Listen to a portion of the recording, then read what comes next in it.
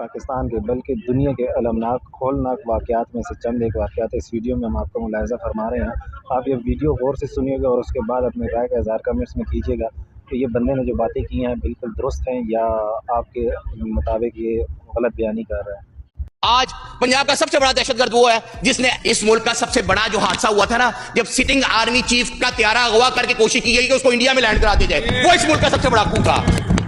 اس ملک کا سب سے بڑا وہ تھا جب اس ملک کی سب سے بڑی اعلیٰ عدلیہ سپریم کورٹ پہ حملہ کر کے چیف جسٹس کو بھگا کے اپنی مرضی کے فیصلے لیے گئے۔ وہ اس طریقہ شرمناک واقعہ ہے جس کے بانی اور موجود اس طرف بیٹھے ہوئے ہیں۔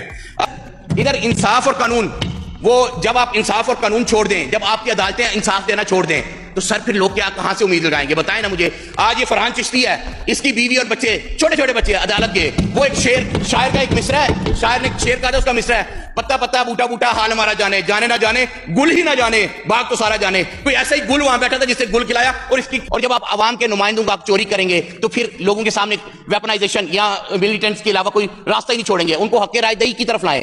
بلوچ رہنما جو قومی دھارے کی سیاست کرتے تھے، چاہے وہ اختر مینگل ہو چاہے وہ اچکزئی ہو، ان کو اٹھا کے دیوار کے ساتھ لگائیں گے تو الٹیمیٹلی علیحدگی پسندوں کا موقع دیں گے۔ ہمیں یہاں سوچنا پڑے گا کہ ہم کس طرف جا رہے ہیں۔ آج پنجاب کا سب سے بڑا دہشت گرد وہ ہے جس نے FATF کے اندر سے اس کو گرے لسٹ سے نکالنے کے لیے دن رات کام کیا، جو بلیک لسٹ میں جا رہا تھا گرے لسٹ سے وائٹ لسٹ میں لانے کے لیے جس نے کام کیا، اس کا نام حماد اظہر تھا، اور گرے لسٹ سے بچایا اس کو FATF کو۔ آج وہ سب سے بڑا پنجاب کا دہشت گرد ہے، اس کا 82 سالہ والد اٹھا کے پولیس اندر ڈال دیتی ہے۔ آج ابھی بات ہو رہی تھی یہاں ماڈل ٹاؤن کی، ماڈل ٹاؤن سے یہ